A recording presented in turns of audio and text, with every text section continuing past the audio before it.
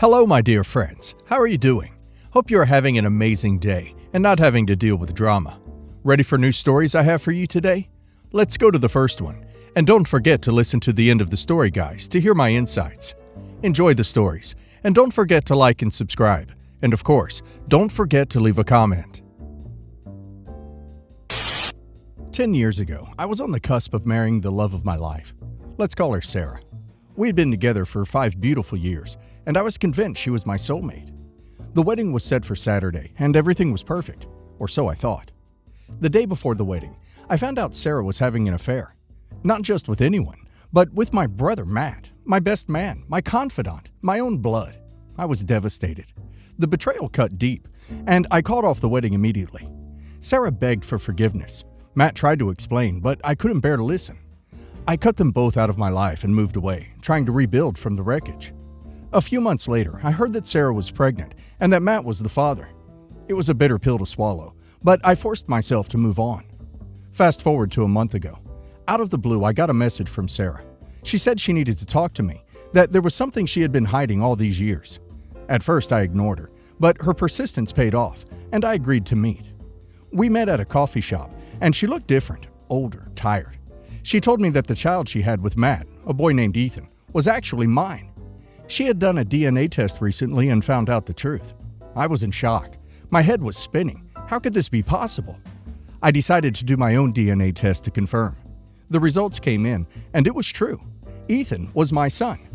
The betrayal I felt 10 years ago was suddenly overshadowed by this new reality. My brother had raised my son, and I had no idea. Fueled by a mix of anger, betrayal, and a newfound sense of responsibility, I knew I needed to confront Matt. But this time, I wanted to do it right. I reached out to a lawyer to understand my rights and prepared myself mentally for what was coming. I set up a meeting with Matt. We met at a park, a neutral ground where we could talk openly. When he arrived, I could see the nervousness in his eyes. He probably thought we were meeting to discuss something trivial, but I had other plans. "Matt," I began, "I need to talk to you about Ethan." His face paled, and I could see the wheels turning in his head. "What about him?" he asked, trying to sound casual. "I know the truth, Matt. I know Ethan is my son," I said, holding up the DNA test results. "Why didn't you tell me?" He was speechless for a moment, then stammered, I don't know. Sarah never told me." I could see the genuine shock on his face, and for a moment, I almost felt sorry for him. Almost. But the years of pain and the lost time with my son were too much to overlook. "We need to figure this out," I said firmly. "Ethan deserves to know the truth, and I deserve to be a part of his life." We talked for hours, going over everything. Matt was surprisingly cooperative. He confessed that he had always felt something was off, but never had concrete proof. We agreed to tell Ethan together, with Sarah, in a way that would be least disruptive to his life. The next day, we all met at Matt and Sarah's house. Ethan, now 9 years old, was a bright and curious kid. I could see pieces of myself in him. We sat him down and explained, as gently as we could, that I was his biological father. It was a lot for him to take in, but he was remarkably resilient. Over the next few weeks, we started building a new relationship. It was awkward at first, but Ethan was eager to learn about me, and I was eager to make up for lost time. Matt and Sarah were supportive, and we all worked together to make this transition as smooth as possible. I decided to take legal action to establish my parental rights officially. This move wasn't about revenge. It was about ensuring that I had a permanent place in Ethan's life. The court process was grueling, but in the end, the judge ruled in my favor. I was granted joint custody, and we worked out a co-parenting plan that allowed me to spend time with Ethan. This legal victory was bittersweet, as it marked the beginning of a new chapter while closing the door on a painful past. Now, 10 years after that fateful day, my life has taken an unexpected turn. I'm grateful for the chance to know my son and to be a part of his life. It sounds like OP is trying to make the best of a bad situation. I hope things continue to improve for OP and Ethan. I can't imagine what a horrible feeling it must be to know you lost 9 years with your child. Honestly, I think women who hide children from their real father should face legal consequences. Don't you think so, guys? And now let's hear the community's opinion. Wow, OP, what a wild ride. I'm so sorry you had to go through all that pain, but it sounds like you're making the best of the situation now. Kudos to you for stepping up and building a relationship with Ethan. How is your relationship with Matt now? OP. My relationship with Matt is complicated. We're civil and working together for Ethan's sake, but the trust is broken. It'll take time, if ever, to rebuild. My focus now is on Ethan and making sure he's happy and healthy. I can't believe Matt never suspected anything. Did he really not know? OP. He claims he didn't know, and based on his reaction, I believe him. He said he always felt something was off, but never had any proof. It's a complicated mess, but we're trying to move forward from here. Your story is incredible, OP. It's heartening to see how you're handling this and putting Ethan first. How has he been adjusting? OP. Ethan has been amazing. He's a resilient kid and has taken the news better than I expected. We've been spending a lot of time together, and he's curious about me and my life. It's a slow process, but we're building a strong bond. I, 38 female, found out my husband, 40 male of 14 years, was having an affair with a coworker. I was utterly crushed. We had a really good relationship, and I never would have suspected that he was cheating on me. I looked affair partner up, and she had a boyfriend of 2 years, so she was cheating on him the entire time. Obviously, I felt it was right to tell her boyfriend that she was cheating on him with proof. I would have wanted to be told in the same situation. He asked if we could meet once so I could tell him what was going on. I met him, and he was absolutely lovely, ridiculously handsome, and funny. It really solidified that cheating had nothing to do with a betrayed partner, because I was feeling insecure about it before. He also offered a revenge lay, and obviously I declined. We agreed to confront our partners on the same day, roughly same time. Afterwards, I told my husband that I knew he was having an affair. He immediately begged for my forgiveness and said that he was sickened about what he had done. If I gave him another chance, he would spend the rest of his life making it up to me. He said that he was feeling insecure about aging and no longer being the man he once was, to get some of that back and to show off his wealth and power. We talked about it for a long time. I told him that I told affair partner's boyfriend because, unlike some people, I don't believe in hiding things from your partner, and the blood drained out of his face. He said that the boyfriend was aggressive, and I should have never told him. The affair partner contacted him to say that boyfriend had screamed at her for hours, and she was afraid and needed my husband to come over. I told him there was no way he was going over to help affair partner. We could call the police. After all, he knows her address. He left anyways, saying that he loved me, but affair partner's blood was on my hands if I said anything. I called the police and told them that I think there's a disturbance at affair partner's place. My husband came back later, and he had a black eye. He claimed affair partner's boyfriend got violent with him. He maintained that he did the right thing, that the police just told the two of them to leave before they both got arrested for fighting. He said he couldn't believe I was so heartless because I had read the texts and, quote, knew boyfriend was aggressive.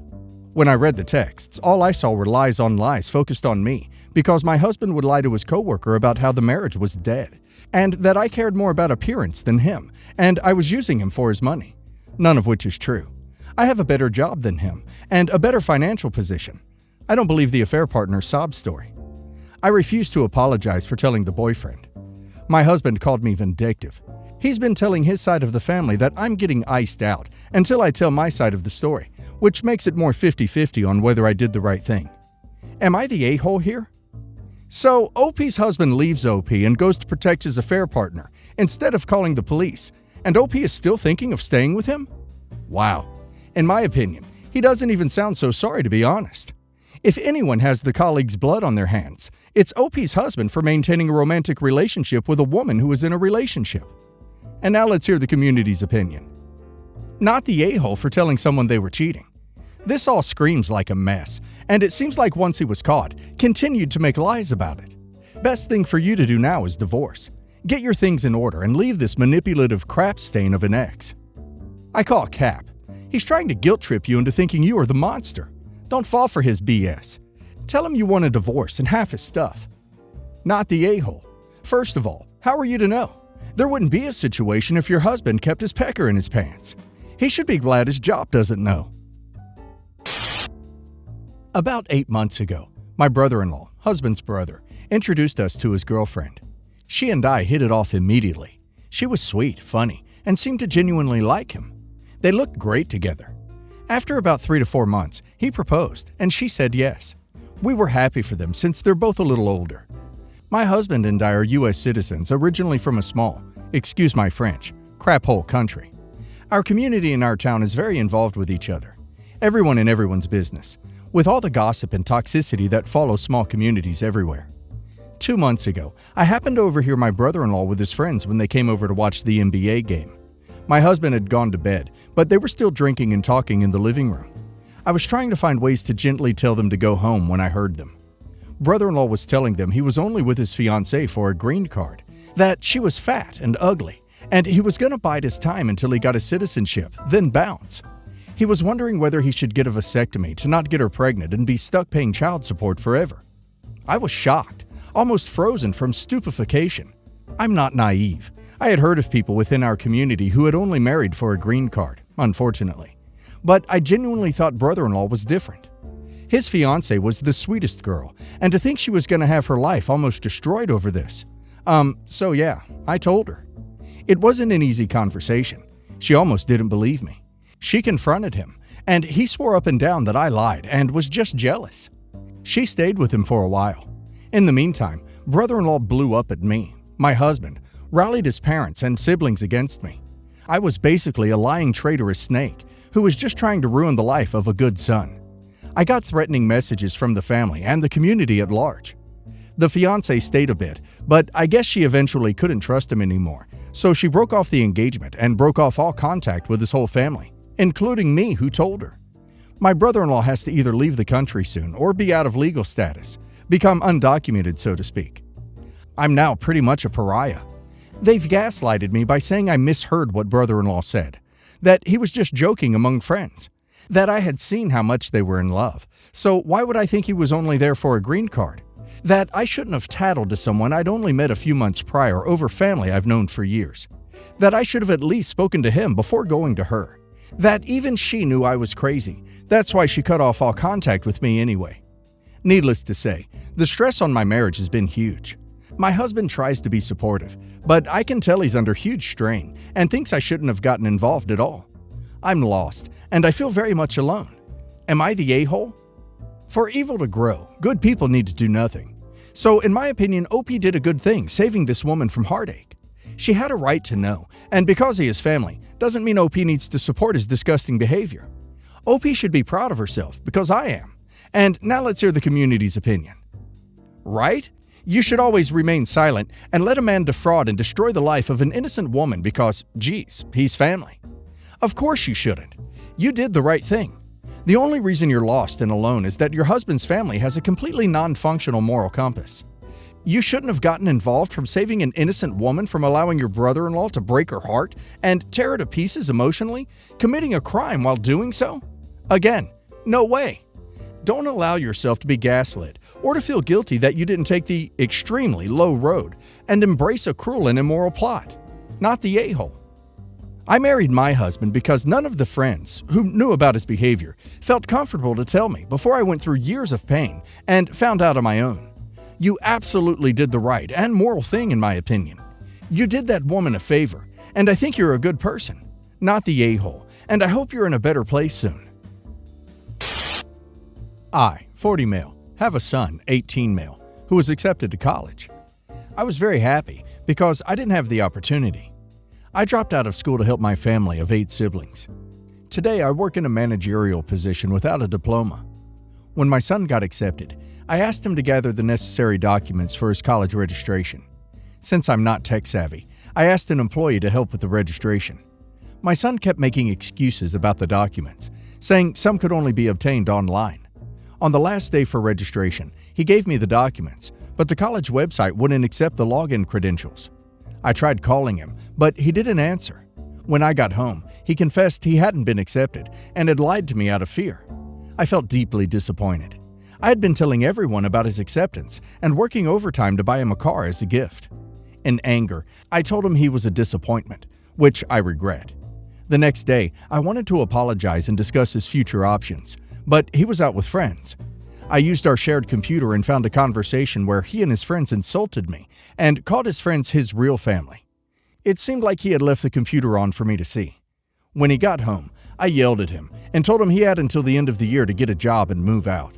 He cried, saying I was overreacting, but I stood firm. Now his grandparents are urging me to change my mind, but I feel justified. I've always tried to be a good father, and this betrayal hurts deeply. So am I the a-hole? You're the a-hole. Don't ask later on, why doesn't my son talk to me anymore? This is the reason. If my child ever told me she was scared to tell me something, I'd be falling over myself trying to make it up to her, not kick her out. You betrayed the love your son has or had for you.